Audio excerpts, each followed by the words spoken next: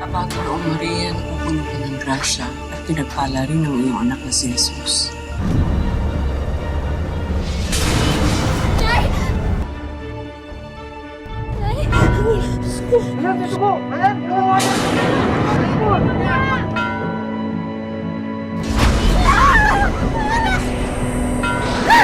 Iwan mo ako!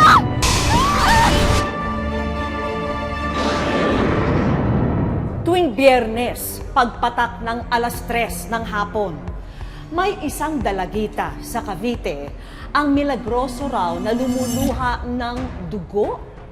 Isa nga ba itong himala? Aba, Ginoong Maria, napupuno ka ng grasya. Ang Panginoon ay sumili. Bukod kang pinagpala sa babaeng lahat at pinagpala rin ang iyong anak na si Jesus. Santa Maria, Ina ng Diyos, kami.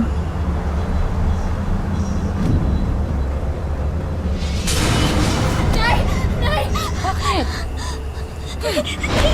Ano yan? Nay, yung babaeng nakaitim. Nay, nandyan po siya kanina. Nay, umalis na po tayo dito, Nay. Ayoko na po siya makita, Nay. Ayoko na po siya makita. Ayoko na po siya makita, Nay. Ayoko sa kanya po umalis.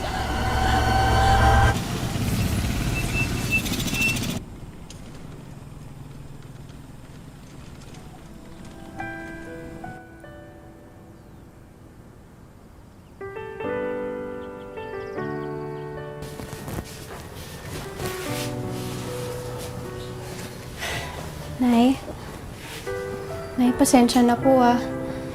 Dahil po sa akin, napilitan po tuloy tayong lumipat. Gumastos pa po tayo, wala na nga tayong pera. Anak naman, ikaw ang pinakamahalagang tao sa akin. Lalo na nung iniwan tayo ng tatay mo para sa ibang babae, ikaw na naging mundo ko. Wala akong hindi gagawin para sa'yo.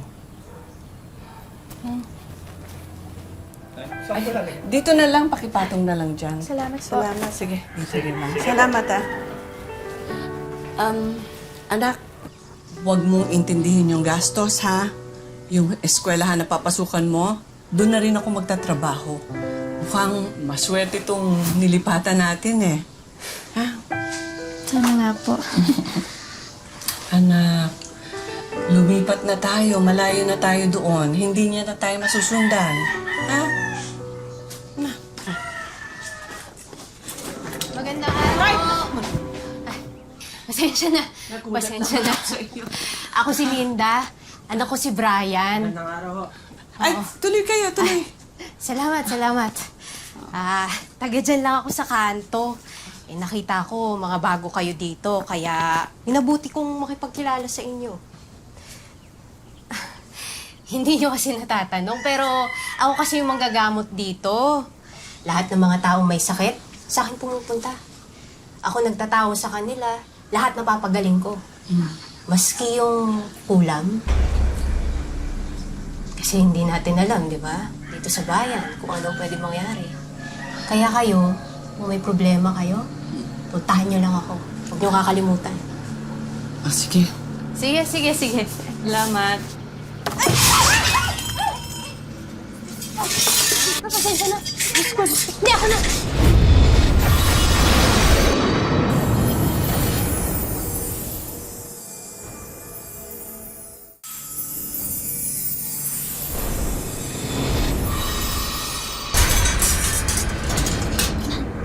Okay lang po, sorry.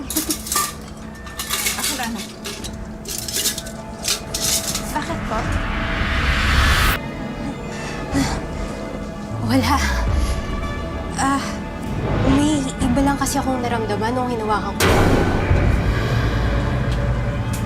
Lapitin ka ba? Anong lapitin? Hindi, ang ibig ko sabihin, kung may third eye ka ba?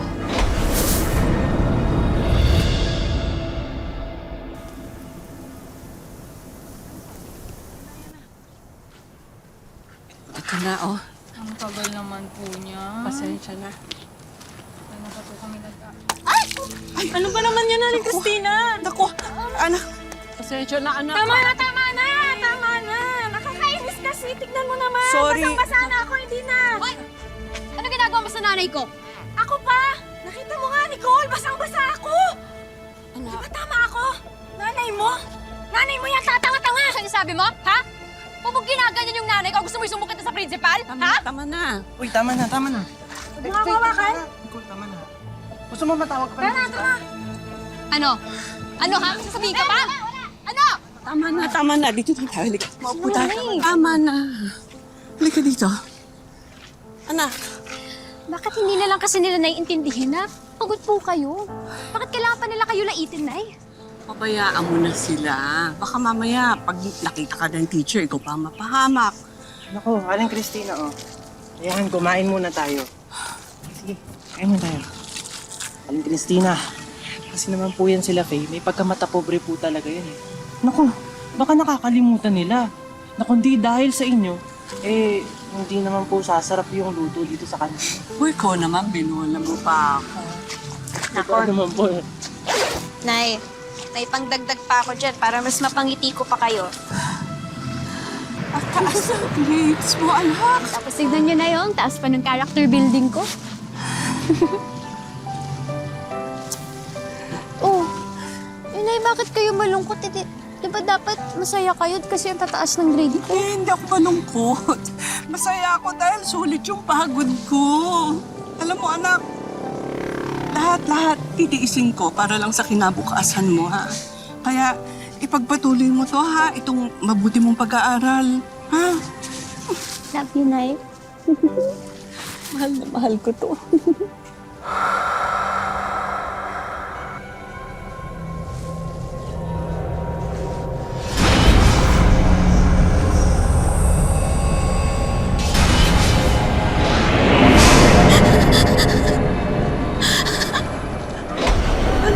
Sakit! Ano nangyari? Uy, Nicole, ano naman nangyari sa'yo?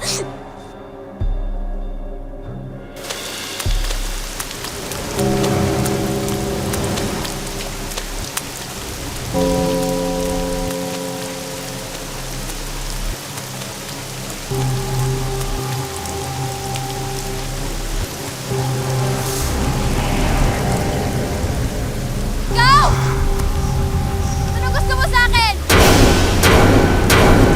Sino ka ba? Layuan mo ako!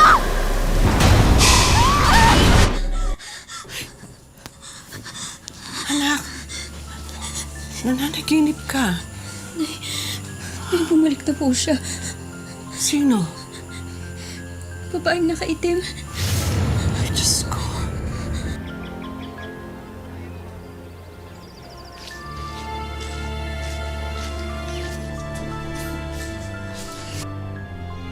Anak, basta't kumapit ka lang sa pananampalataya mo sa ating Diyos, ha?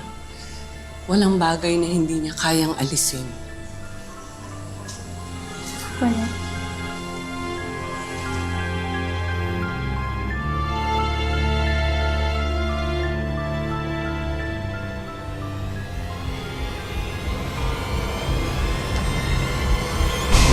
Diyos ko. Nay? Nay? Diyos ko.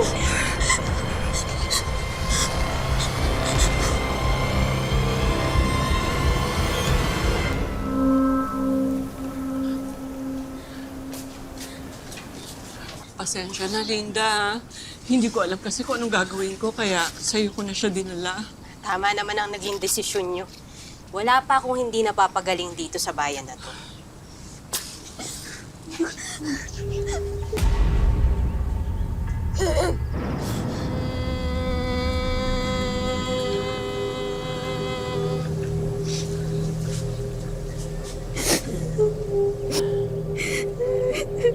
Ah!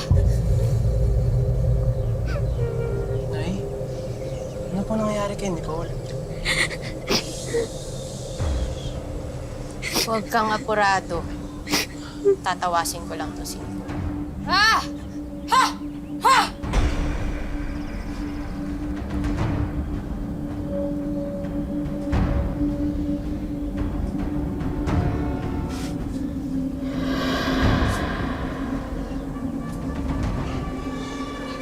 Linda, sabi sa akin ng anak ko, nakakakita daw siya ng babaeng itim.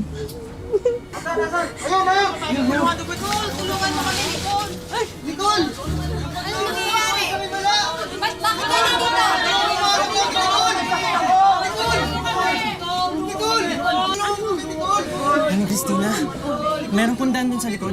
Sasamahan ko po kayo, ha? Halika na, halika na. Sasamahan ko lang po sila, ha? Nicole! Okay ka lang?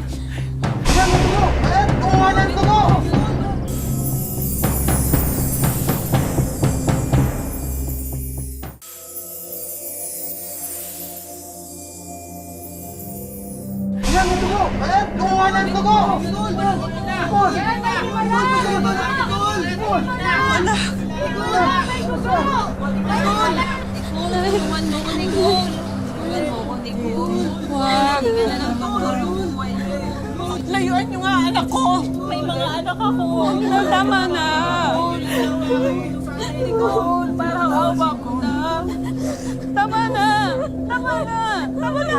Hayaan niyo kong ipahid ko sa anak niyo yung banyo ko.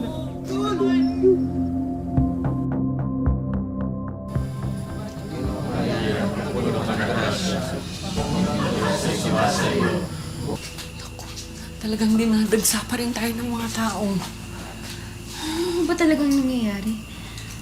Bakit ho ba kasi ako lumuluhan ng dugo? Dahil po ba dun sa babaeng nakaitim? Christina! Christina, lumabas ka dyan! Nay, nagugulo kayo rito, Nay. Ano ba? Christina! Ano ba? Ay, wag po. Lalabasin ko lang. Dito ka lang. Sandali. Dito ka. Mag-usap tayo. Linda. Sige, pero dito sa loob. Hindi pwede. Mag-uusap lang kami. Handa doon ako. Bahala. Ay, naku, Linda. Mabuti na lang dumating ka. Alam mo, hindi na namin alam kung anong gagawin namin eh. Alam nyo, isa lang naman yung naiisip kong paraan. Lumayas kayo dito sa lugar namin. Ano ho? Di ba? Napeperwisyo na kayo. Paano naman ako? Mas napeperwisyo ako dahil kinokupetensya niyo ako. Teka nga muna, Linda. Bakit kanya ka magsalita? Ginusto ba namin ito? Sila mismo ang pumupunta rito, ha? Tsaka, Aling Linda, hindi ko naman po kayo kinakalaban eh. Hindi naman po ako manggagamot. Yun naman pala. Di yun ang sabihin niyo sa mga tao sa labas. Araw-araw kong sinasabi sa kanila yon, pero araw-araw, dumarating pa rin sila. At talagang naniniwala sila na naghihimala ang anak ko. Wala akong pakialam kung yung anak mo talaga naghihimala.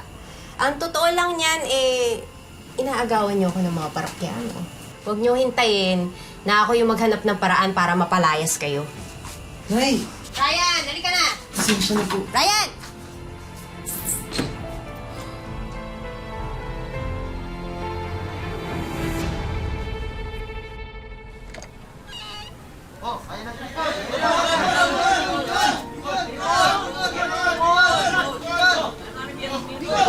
Nicole, biyernes ngayon. Alam namin luluha ka na naman ng dugo. Oo nga, Christina. Hayaan mo na kami makapagpagamot sa anak mo. Hindi naman manggagamot ang anak ko eh. Huwag mong ipagdamot sa amin ng himala.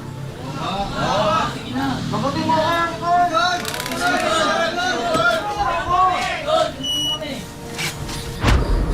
Ate, kaya mo pa ba? Okay ka pa ba? Gusto ko lang makalapit sa kanya. Nicole, tulungan mo ako. Parang awa mo na. Hirap na ako.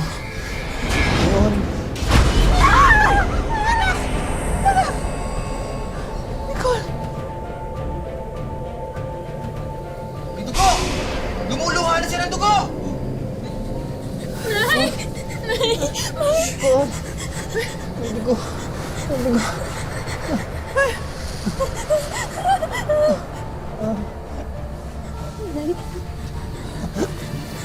Lupe!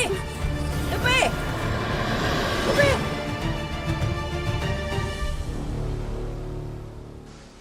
Anong nangyari? Akala ko ba naghihimala yung bata? Papagubot daw sana si Lupek. Kaso namatay. Kasi may sa demonyo yung batang akala nyo nagmimilagro. Yun naman talaga ang nakita ko nung tinatawas ko si Nicole. Nililin lang kayo ng demonyo. Kaya dapat mapalayas niyo yung mag-ina. Kung hindi, sunod-sunod na kamatayan ang mangyayari sa lugar na ito.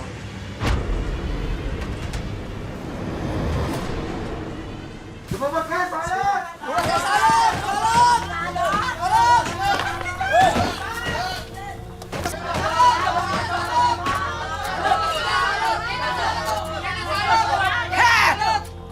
Anong kaguluhan ito?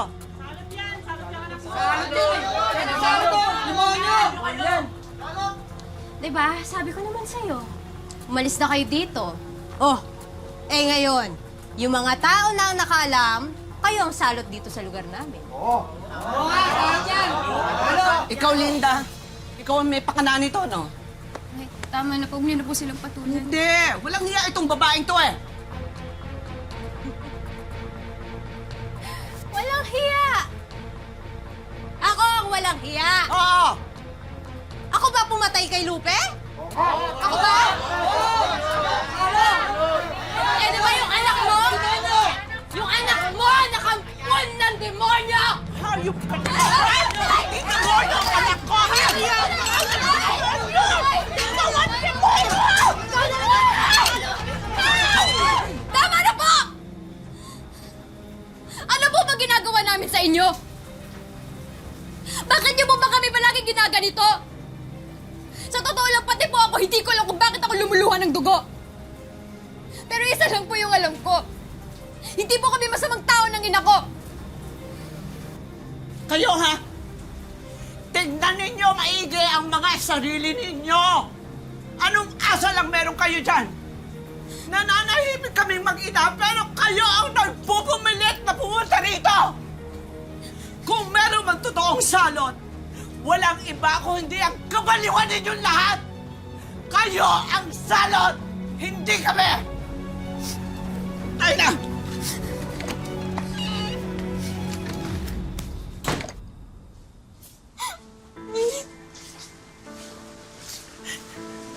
Ay, sorry po. Dahil po sa akin, kaya nangyayari na ito lahat sa atin eh. Hindi anak, hindi. Ako dapat humingi ng tawad sa'yo kasi kung may pera tayo, di sana napadoktor na kita para malaman natin kung ano ba talaga nangyayari sa'yo. Hindi mo kasalanan, kasalanan ko eh.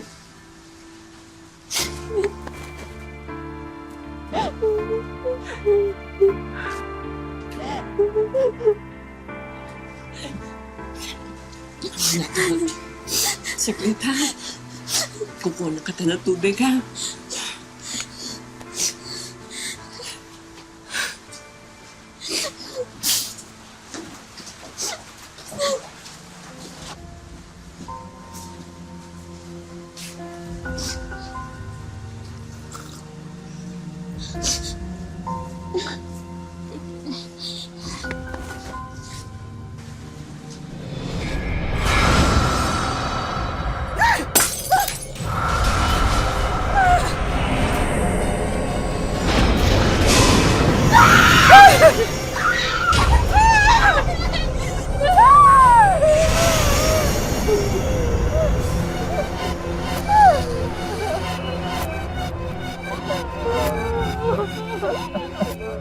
Yung black lady po, minsan nakatingin lang sa akin kapag nagbe-black rosary ako.